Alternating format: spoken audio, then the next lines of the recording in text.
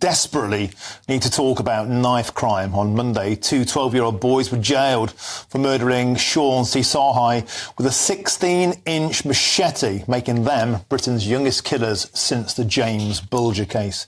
Today, two grim reports cast a further shadow over the land. First, the West Midlands has become the knife crime capital of the UK. Astonishingly, knife crime there is 8.3% higher even than in London. And next, a shocking BBC survey claimed that 46% of British teenagers are scared of knife crime, including 31% scared of knives inside their own schools. Now, many things have been blamed for this: gang culture, austerity, even grime music. But today, I want to ask some big questions. Where are the parents? Is it time to punish them? And in particular, what powers do the police need? And let's start on that topic now, because I'm joined by the former Metropolitan Police Officer, Chris Hobbs. Chris, I know you care passionately about this topic. We've spoken about it endlessly. Things seem to be getting worse and worse and worse. Tell me, what on earth do the police need to do? What powers would you like to see cops have?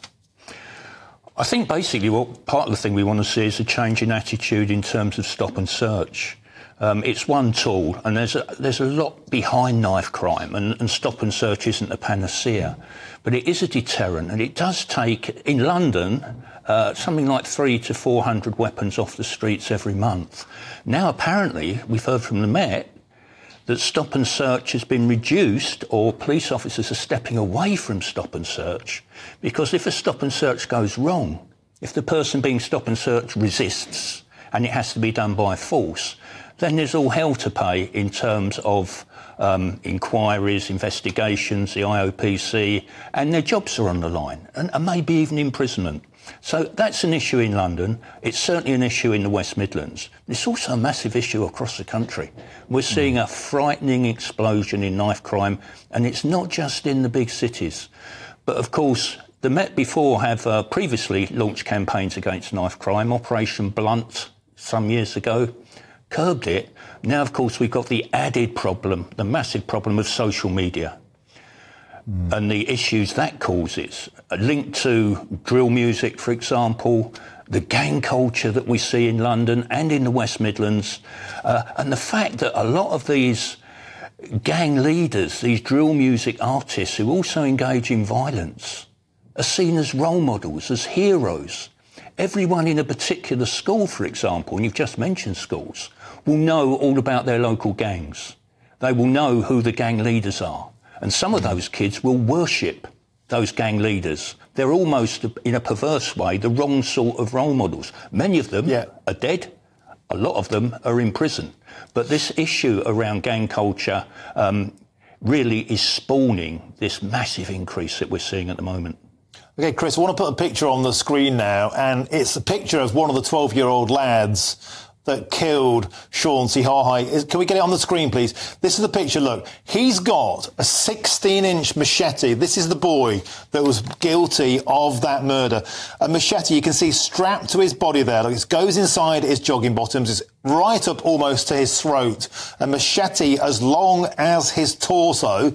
This is a 12-year-old, Chris, a 12-year-old boy with a knife that's a deadly weapon. It was used with such force it almost went through the body of this poor deceased 19-year-old Sean. What can we do about these kind of knives? This isn't like a pen knife or a flick knife. This is a giant machete, Chris Hobbs.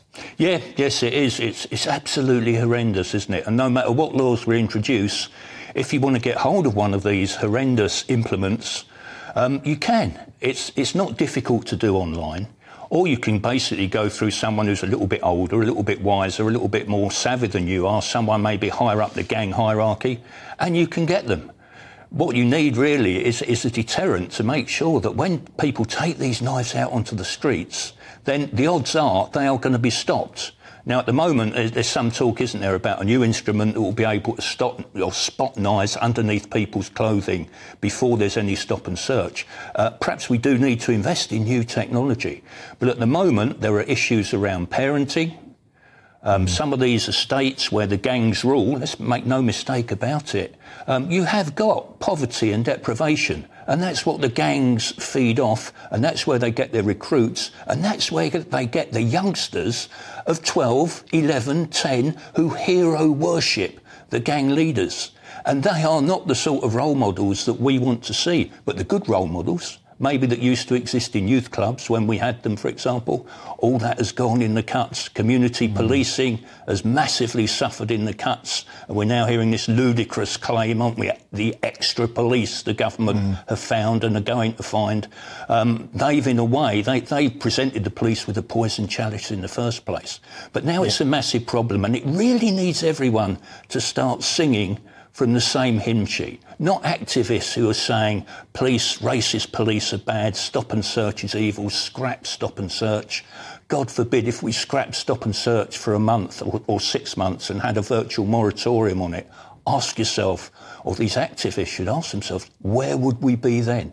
It's a huge problem. It may only get worse, but we really need some initiatives. And as I say, there's some good people out there doing some great work.